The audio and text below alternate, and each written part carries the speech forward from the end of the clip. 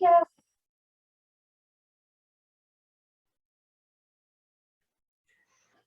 Welcome everyone again to, we are day 2 at our conference here this morning. And this conference is put on by the Northeast Ohio Domestic Violence Task Force. We have put all of these presenters here for you together, and we are really working to spread the awareness of domestic violence prevention. And October is Domestic Violence Awareness Month, which is why we do this conference in October. Chris has graciously stepped in. We had a last minute change of sorts. So Chris, we are very, very grateful that you were able to join us today and be able to put on this presentation for us. Now, Chris is from the Geauga County SOGI Support Network. So Chris, I will turn things over to you. Okay, I'm obviously we have a short period of time and I'm going to try to hit all the salient points. And I just want to let you know in advance that I am retired from the field of child welfare and child development. I retired in 15. My last 18 years were with the Geauga County Juvenile Court as the director of CASA for Kids. If you're familiar with that, maybe most of you are, some from Lake County may not. CASA stands for Court Appointed Special Advocates. We provided the guardian ad litem services on all the abuse and neglect cases that came into the court. And, you know, retired and wondered what my next passion in life would be. And I now have 2 of my 3 grandchildren who are on the SOGI spectrum. And so that is what initiated all of this. So just to tell you where I come from. So Geauga SOGI Support Network, our mission is embracing sexual orientation and gender identity through support, collaboration, education, and advocacy. We are the first and only organization focusing on this topic in Geauga County. So we are trying to be everything for everyone and getting there slowly but surely working with schools and businesses and collaborating with churches and many other organizations. So we were established in April of 2020, and I just want to recognize here that was around the time when things were changing and with my grandchildren, and I reached out to Natalie Smith of Ravenwood, and I said, I can't take this on by myself, and she's been an amazing support. So thanks to Natalie. So yes, we're collaborating, we're supporting, we're doing community awareness and education. So under that, I have what the case is for this presentation. And I also just want to say that we are very lucky on our board of 11 to have 4 professionals who work with this population. And so I have just learned such a great deal through them since we formed and first met in January of 2020.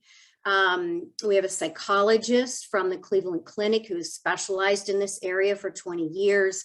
Natalie Smith is on the board, another counselor from Ravenwood, a director of some of you may know, George Pergert and Safely Home, the residential treatment center. So, and then our other board members are members of the population or parents or a grandparent. So one thing that I have learned, a salient message here, is that I just continually learn how this population is at risk for everything. And, you know, one of those salient messages is that, and I would hope that I'm sure that this is changing.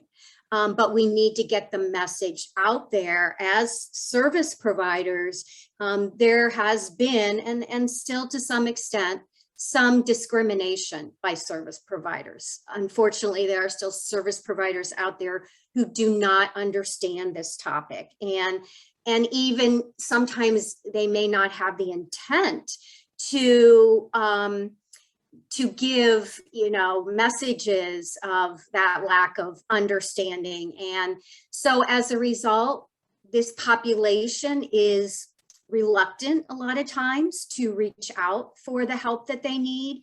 And that's not just in the social service realm, that's in the medical realm, in law enforcement. And what my presentation hopefully will show is that some of the history behind why this topic has a lot of stigma. And the older you are, the more stigma you have been exposed to. So I, in my age group of mid-60s, realized as I got into this, oh yeah, I remember these really negative messages so many years ago. And for those of you who are younger, who haven't been exposed to that, I do think it's important for you to understand that history, to understand where some people are coming from and what we need to do to help move people along.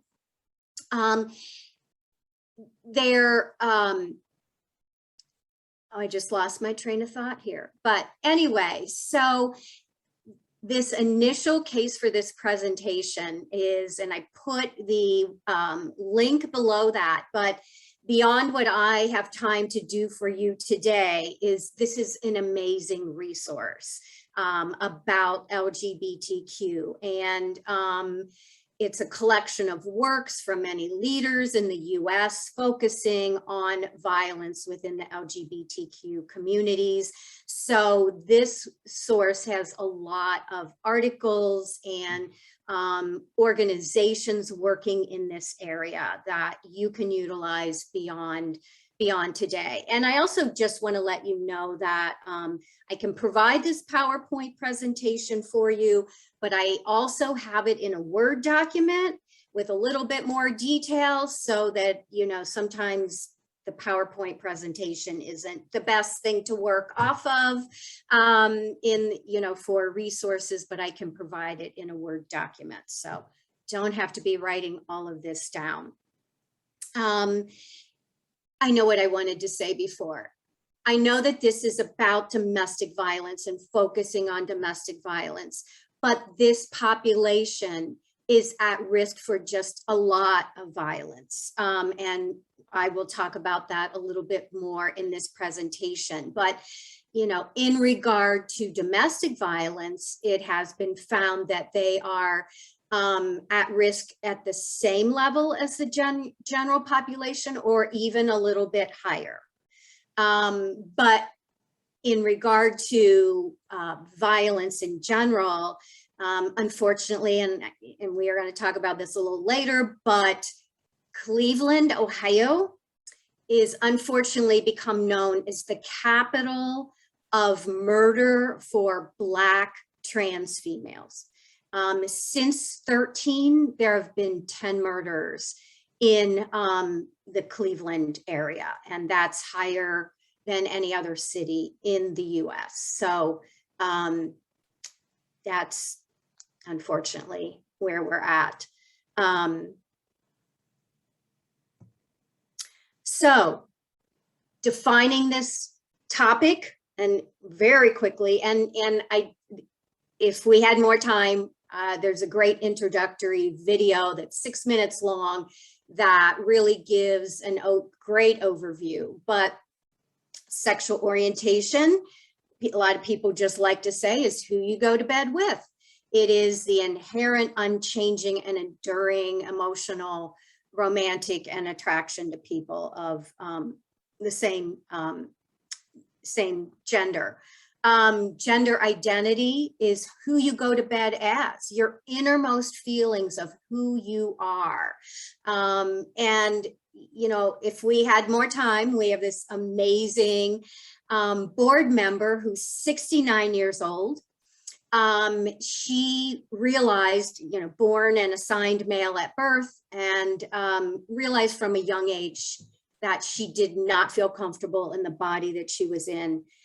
Struggled all her life, although she was very successful in her education and in her career as an engineer, working in a predominantly male workplace, always struggled with relationships because she did not feel comfortable with who she was. Finally, first heard the word transgender at 60, 61, made a full transition, all the surgeries, everything. Such a brave, courageous person. And 2 weeks ago, she got married to her soulmate, a man, cisgender, straight man. And finally, the happiest ever in her life. I find her story to be so validating of the fact that this is something biological that happens, and we'll talk about that more. Gender expression is the external appearance, and you know what, even outside of LGBTQ, we all have our own external expression. There's a spectrum of femaleness, there's a spectrum of maleness, and we all express ourselves in a certain way. We tend to hear this more in the LGBTQ population. And I just put cisgender in if you know, some people are confused about that word, but that is just your gender identity that aligns with sex that you are assigned at birth. We now have, you know, and our group decided to use the term SOGI because everyone has a sexual orientation and gender identity. But the alphabet soup is growing in the name. It's now LGBTQIA. Just so you know, gay is often used as the umbrella term for lesbian and gay. Bisexual is specific to attraction to the two binaries, men and women, whereas pangender is now meaning that you can be attracted to anyone on the gender spectrum. So male, female, non-binary. Queer, and the Q to some people means queer. That can mean, and just so you know, again, this is a salient point, within the LGBTQ population, they use terminology differently. And so that is one thing I want you to understand and realize, that you don't have to understand and know what all of these terms mean, because you are going to ask and respect the person that you're dealing with and what their preferred you know, terminology is, because people don't agree within this population. So for some people, the youth in particular, in my age group, the term queer was a horrible term, a degrading term to use when I was young, and queer was just someone you thought was odd or weird. This term, you know, that we love the word repurposing.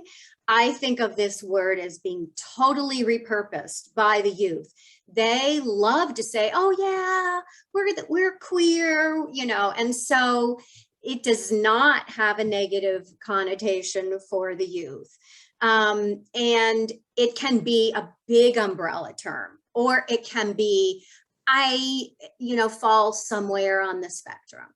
Questioning is also can be what the Q word means, that you're in the process of exploring who you are. I do like to talk about intersex here, because a lot of people are not aware. And to me, this is the first real indication of the biology involved in LGBTQ. But intersex is a general term that is meant for a lot of conditions that, if any of you have heard, sometimes babies are born. Many years ago, the term was hermaphrodite. That was the medical term. Intersex can refer to babies who are born where doctors are not clear about the genitalia.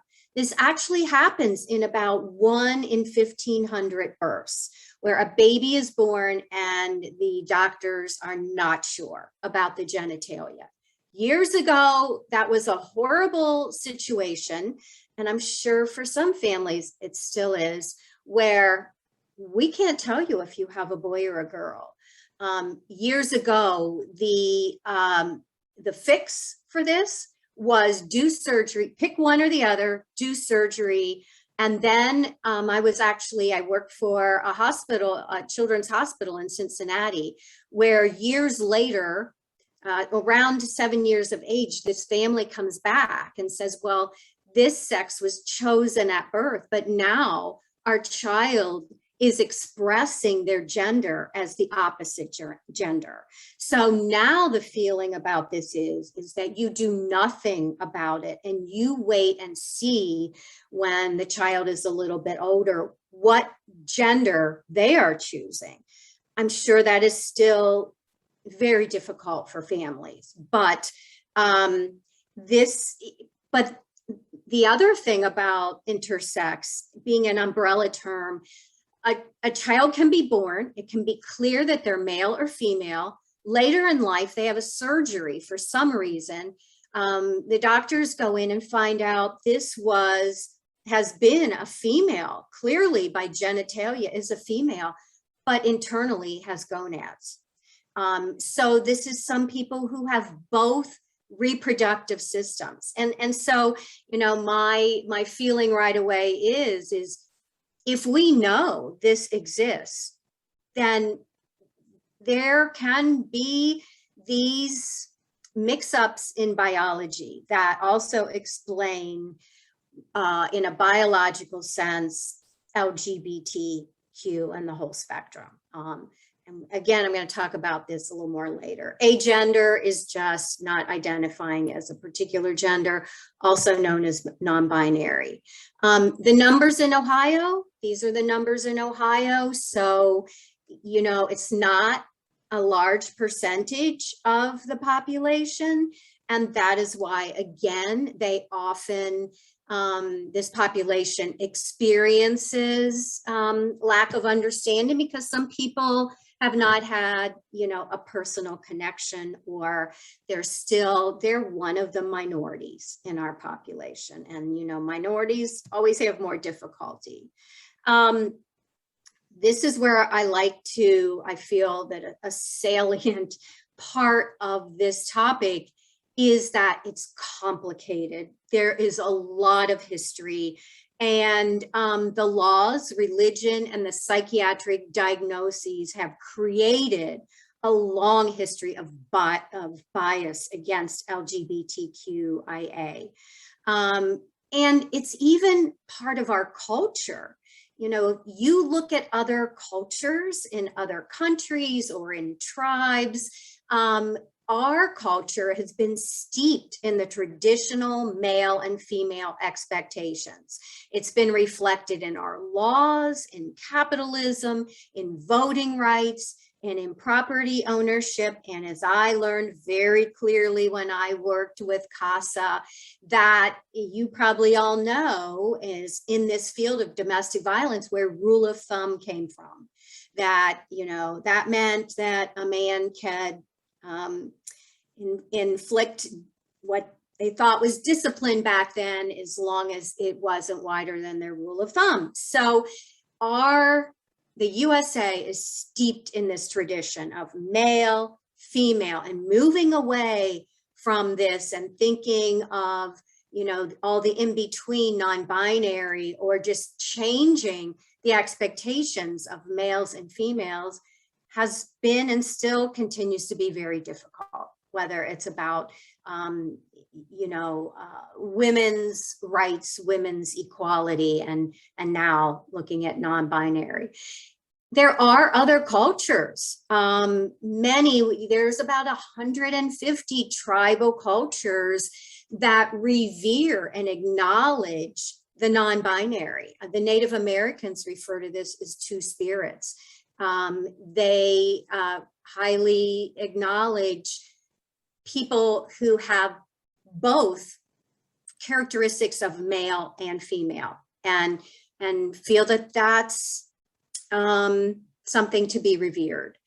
Even with AIDS, which was originally labeled the gay plague, and there's a lot of history about this, don't have time to go into it, but because of the lack of acceptance of the gay population back in the 60s, 70s, and 80s, well, before the 60s, but that's when the topic just kind of started breaking through. But the gay population was underground. There was a lot of unsafe sex as a result. And that is why they were much more, excuse me, prone to developing AIDS as a disease. And probably as clinicians out there, a lot of you know this, but the American Psychiatric Association Diagnostic and Statistical Manual listed LGBTQ as well, back then it was really just the L and the G, sociopathic personality disturbance. And that was listed in the DSM in 1952 and was not changed until 1973. That doesn't seem that long ago for me. It is a longer time ago for some of you, but when I meet especially lesbians and gays who are older, 40s, 50s, they still very much feel this stigma, and they remember. And I've heard this so many times. I knew I was different. I knew I was gay or lesbian from the time I was very young, but I couldn't come out. I couldn't come out, and they're appreciative that times have changed. I have heard stories from people. I just heard one recently of an aunt who's had, a person of the same sex that they've lived with as friends for many, many years, and still it's not talked about in the family that this is really a gay or lesbian relationship. Everyone, a lot of people in the family recognize, but no one still talks about it. The only diagnosis that still exists in the DSM-5 now, is gender dysphoria. And that is related to when a person assigned birth as a gender is not the same one that they identify with, but they are experiencing distress over that. So it's not about the fact that that being transgender is considered to be problematic. It's the stigma and in the internal struggle that they are experiencing. Religion, and especially, I hear this from youth when I say, what's the biggest barrier to acceptance of you as LGBTQ? I hear from youth, it's religion. This is more so, this is what I hear, it's more so in the more rural areas. And so just being outside of the larger urban area, in Geauga County, it is still an issue. There are a lot more religions who are becoming more open and affirming. The United Church of Christ is very open and affirming in this area. I just attended a documentary last Saturday by about a Jesuit priest in the Catholic Church who has met with the Pope and who is endorsing him promoting the acceptance of LGBTQ in the Catholic Church. A lot of different sects of religions now have groups within those sects that are accepting and trying to move religions forward. But that still is problematic. And I will tell you that I got involved in a case in Geauga County in June where a 16-year-old youth who knew their parents' strict religious beliefs did not have intentions of coming out as gay or lesbian until they turned 18 and moved away from home. Unfortunately, they were found out by their parents, and the father just lost it, physically assaulted the youth, and the police became involved. And so I tell you that story because this is a reality for some of the youth that we're dealing with. And they have a lot of fear and they're avoiding coming out. But interestingly, prior to that happening, the parents had put their youth in counseling because they saw this intense anxiety, drop in grades. This had been an A+ student, drop in grades, and they didn't know what was going on. And this youth then came out to their counselor.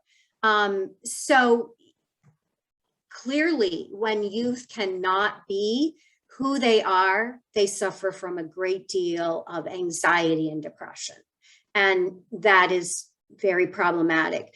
I don't know if any of you as clinicians are aware that in the Ohio Revised Code, that for a youth who is 14 and older, agencies and clinicians are allowed to provide, and I didn't put this in here, I should have put a link to this, didn't think about that, but can provide 3 sessions of without parental knowledge. Now, you know, that can be an issue because who's going to pay for those sessions? But just as clinicians, I want to let you know and be aware that you can see youth who are not out to their families for brief. And you know what? I can send you that exact part of the Ohio Revised Code that says that. And until 1962, in regard to laws, all 50 states criminalized same-sex activity. But it wasn't until 2003 that that was invalidated in all states. And to think about it, it was only in 2015 that same-sex marriage became legalized. The biology is that the professionals on our board very much believe that this is not a choice, that most of the time, not to say that there might not be some confusion during adolescence, but that the biological factors drive sexual orientation and gender identity. And again, a little bit more information medically that, you know, in addition to what we talked about with intersex before, is that there are identified medical conditions. Mosaicism is the presence of 2 or more populations of cells in an individual who's developed from a single fertilized egg. Chimerism, the presence of 2 or more genotypes. There are some people who have 2 types of DNA. And I became very aware of this last spring, right before the Olympics. I'm reading in my Time magazine about disorders of sexual development.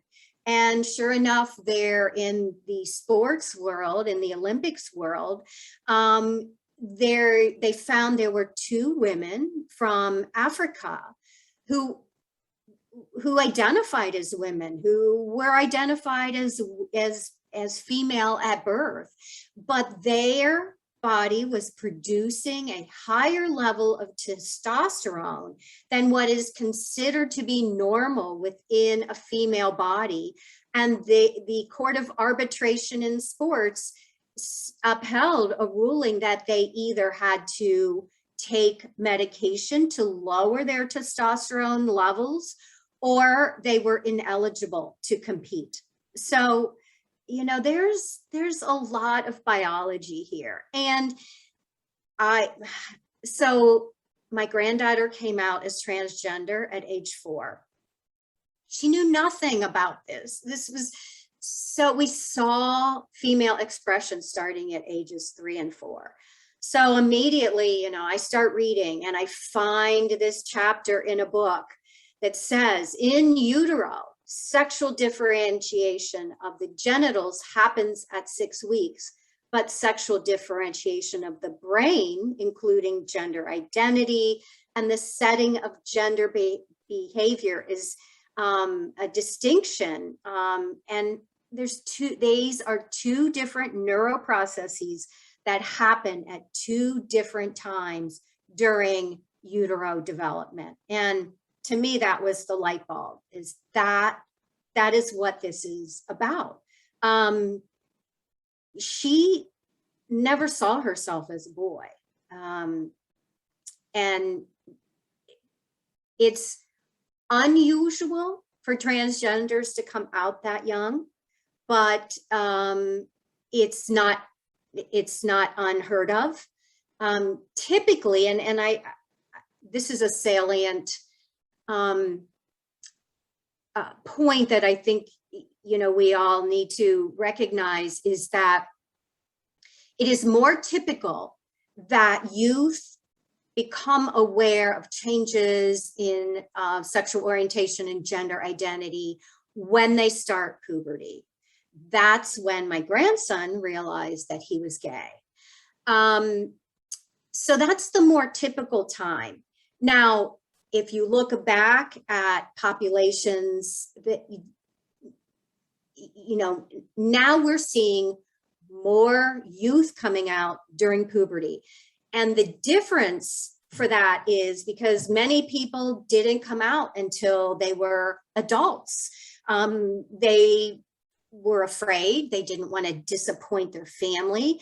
And I'll talk about that in a little bit, but now we're seeing younger age. And this seems to be clearly, definitely connected to and correlated with the fact that this topic is all over media. You know, I teasingly say that when I started working with this group, I was talking to youth who knew a whole lot more than I did. They're all over the internet. They are reading, and you know, it struck me as funny. In June, I was in Giant Eagle, and over the loudspeaker comes, "We want to recognize all of our LGBTQ employees, and this is, you know, this is LGBTQ month." And I thought, we never would have heard that very long ago. This is truly so much a part of our awareness now, and the youth hear it. And so they are feeling more empowered to figure this out and to proclaim it, as long as they have families that are supportive. And that's a big key. And if not, there's a lot of risk factors when they don't have a support system. We'll talk about that a little more. So there is this real shift going on. And I did get an SOS call from an administrator in Geauga schools not long ago, who was saying, we got all these kids coming out, and you know, they're telling teachers, they want different names, they want different pronouns, and just how do we deal with this? How do we deal with the bathroom situation? And what do we tell parents who are having an issue with kids of a different genitalia using the bathroom of choice? And there is Title IX that protects that, but it is really becoming a top and front and center topic in the schools. So I'm sure all of you, I know many people are overwhelmed by all of the terminology that is coming out. And I do have a list of that. We're not going to spend a lot of time on that because there isn't time. But I guess I just want to make you all feel comfortable with the fact that you don't have to know and understand all this terminology, because again, your role is to ask, listen, and respect that person's self-identified terminology. You don't have to, know what all of this is. So I have a list of questions here. What's your chosen name? And that word chosen is important. That's what this population, how they call it. What is your chosen name? How do you identify? Could you please help me understand what those terms mean to you? When you hear the Q, when you hear queer, what does queer mean to you? What are your preferred pronouns? How can I support you? And, you can say, I'm sorry, I'm kind of new at this. I might make mistakes. Please help me understand. But when you make a mistake, just self-correct. Oops, sorry, I meant they, them. Don't overreact, because we hear from that population that just causes more discomfort. And putting your personal pronouns after your name normalizes that for the trans population. And I am going to throw in here, I don't have this in writing, but this is where it is very, very important. And I just heard a presentation last night that confirms this more, that your agency makes sure that your intake forms have all the different boxes to tick for how you identify, not just male, female. That's going to be a big red flag right away for people to say, oh my gosh, I can't go there. They're not open and they're not on board with the other options. I really feel like you need to be putting this out there on your website. We are open and affirming for LGBTQ. If you don't have that, and what I heard in the presentation last night from a PhD in gender studies who works in a college setting, is that on our end, though, we need to do the work to reach out. If we are expecting this population to do the work, to call and say, are you open and affirming? If they don't see it up front, they're not going to reach out. So we have to do the work on our end. That is very, very important. And well, I won't go beyond that. The topic last night was very interesting, but basically there are transgender, in particular, this is in regard to transgender, because their situation is just much more complicated, who are dropping out of college because they don't feel supported. And that is a very sad commentary, because once they drop out of college, a lot of their opportunities in life are not there for them. I am not, all of these terms are here. I'm not going through them because you can read about that later. The risks to youth, family alienation is big, but you can also see being threatened or injured, being bullied is huge. 40% seriously considering suicide, 16.4% victims of dating violence. The benefits of having one supportive environment is that it reduces, for transgender in particular, the attempted suicide rate is cut in half. The risks to adults. In Ohio, we have a lot of risks to adults. Interestingly, the Attorney General of California said that no government money can be used to send anyone to Ohio because we are not a friendly state for LGBTQ. That's not a great commentary. And so Ohio is one of 28 states where it is legal to discriminate against LGBTQ adults in the workplace and in the housing market.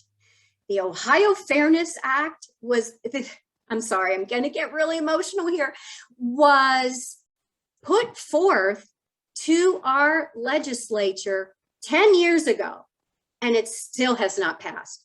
It's up for vote again this fall. And I will tell you that this is a statement about our legislature, not our total state, because every large LGBTQ chamber of commerce in Ohio is in favor of passing this.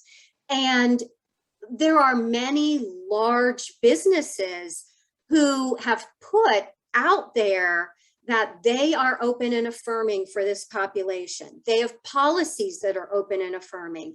Key Bank, PNC, Parker Hannafin, Ernst & Young, a lot of large companies are open and affirming and have made that very clear and have made that clear to our legislature. It still has not passed. The Equality Act, though, if passed, would be federal law that it would amend the Civil Rights Act to disallow discrimination based on sex, sexual orientation, and gender identity. Crimes were slightly decreased in 2020 against lesbian and gay, but increased for trans and gender nonconforming. This is where I talked earlier about 10 deaths in Ohio for transgender females since 13. Hate crimes report it's not mandatory for law enforcement to report that to the FBI. And those law enforcement groups that do report it, unfortunately, a lot of times what is initially determined to be a hate crime may be changed in a plea deal so that it's not convicted as a hate crime, and then therefore it's not reported. The bottom line for this is we still have a lot of adults who are living in secret, who can't come out because they're afraid they'll lose their job. They're afraid, even if they don't lose their job, that they'll be isolated.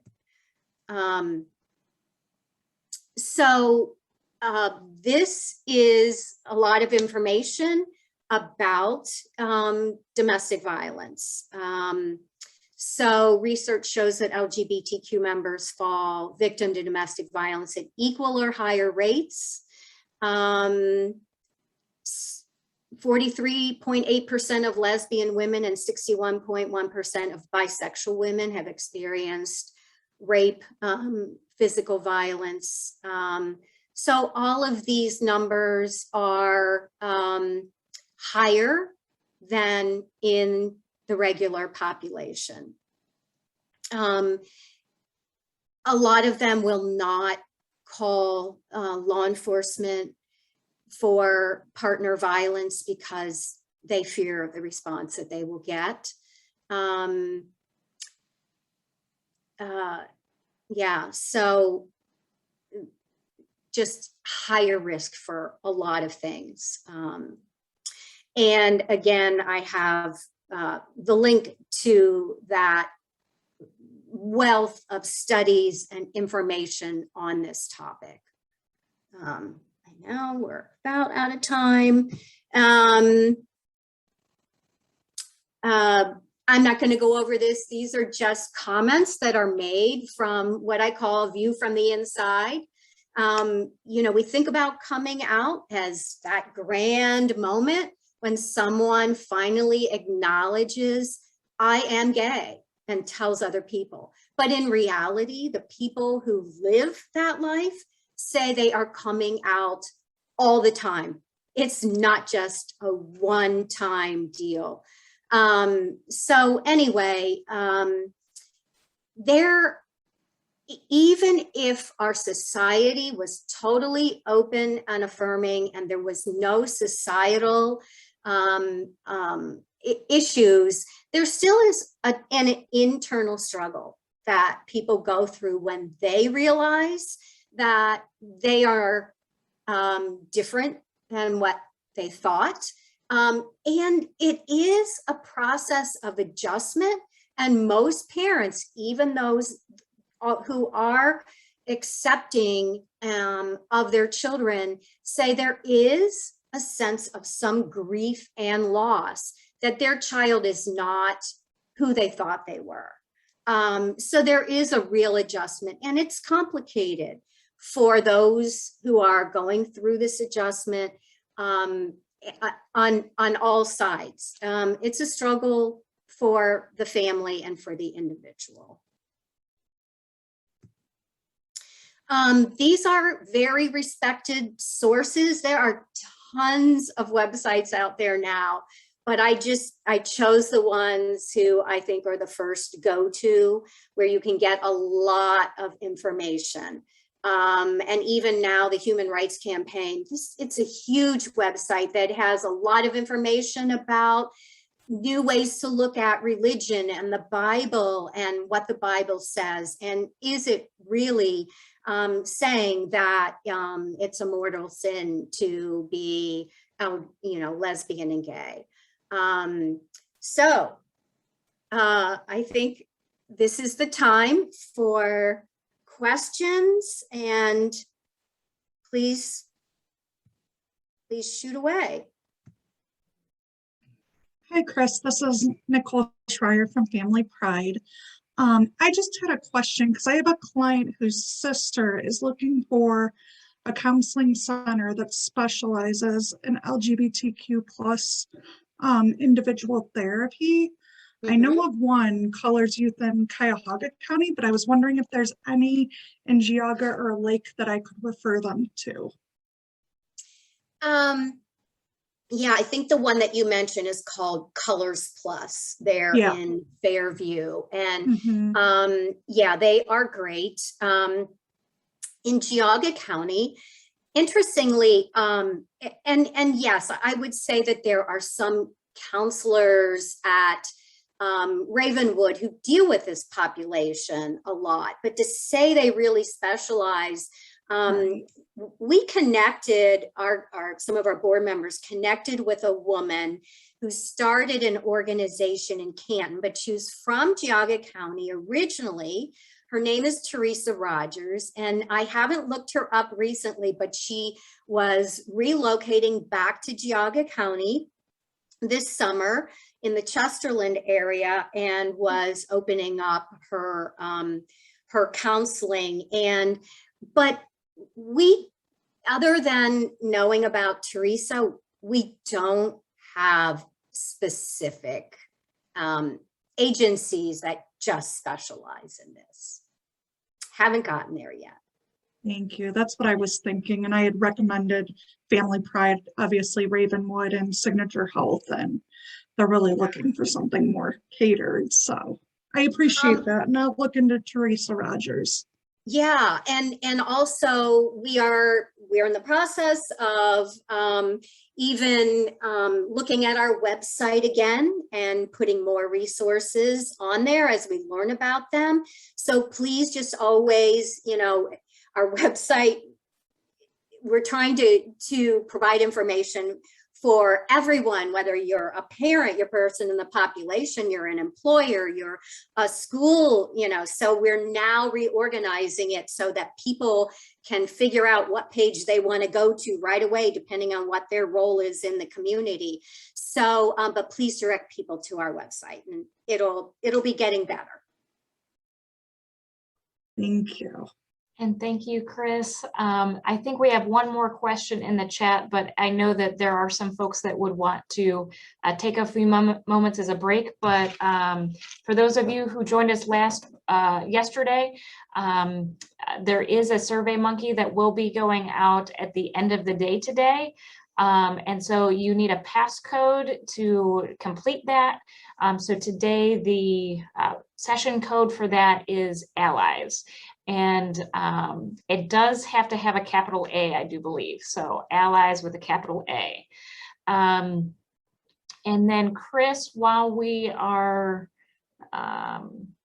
we still have some time here. It looks like we have a question. Does SOGI offer safe space or safe zone trainings for agencies? And if you wouldn't just mind sharing what services that SOGI offers. Yes. And I just want to make a brief comment. Any constructive criticism that you have about how to improve this training that I just did today, of course,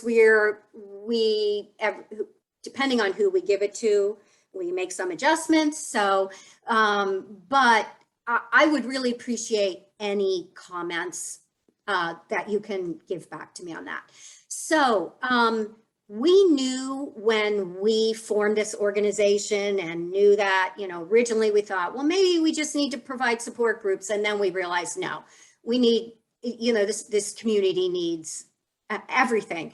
So we realized that at that point, and still being fairly new, we did not get very far in 2020 at all because of, you know, where our community was at with COVID, but we have developed partnerships with other agencies so that when a request comes in for specific training, if we cannot provide it, we will find that resource for you.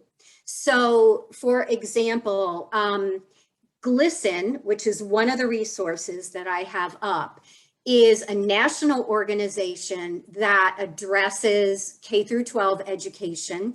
And we have a Northeast Ohio chapter with an amazing woman who's a retired teacher and now has her PhD. And she is the be all and end all on this topic. And so if a school wants really specific training, we will get in touch with Karen, with GLSEN, and make that arrangement. Same is true with employers. I got a grant to do training for employers and help them develop policies that are inclusive. And the director of Plexus, which is the LGBTQ Chamber of Commerce in Greater Cleveland, will do that training because this is her area of expertise. We do not have anyone on our board right now who is trained to do safe space, safe zone, but we will find someone and connect you for that. I do know that the LGBT Community Center of Greater Cleveland has a full-time trainer who does that. And so that's kind of their area of expertise. So that is how we are trying as a new organization to meet all needs, is by developing these partnerships. And but you know, we hope that we can be the go-to of where to start and find out where, you know, to get these services. And as that kind of go-to, it helps us also learn more about what the needs are in this community and where we need to go from here. Thank you so much, Chris. Well, thank you. Did anybody else see any questions in the chat? I think that was all the questions that we had for you, Chris. So once again, thank you for stepping up to the plate on short notice. For those of you who didn't realize, I think our website had Betty Jacobs. Lake County, yes, the Lake County Allies, LGBT, oh my goodness. I'm struggling today, guys. I'm sorry. But yeah, so we had Betty Jacobs scheduled to speak today.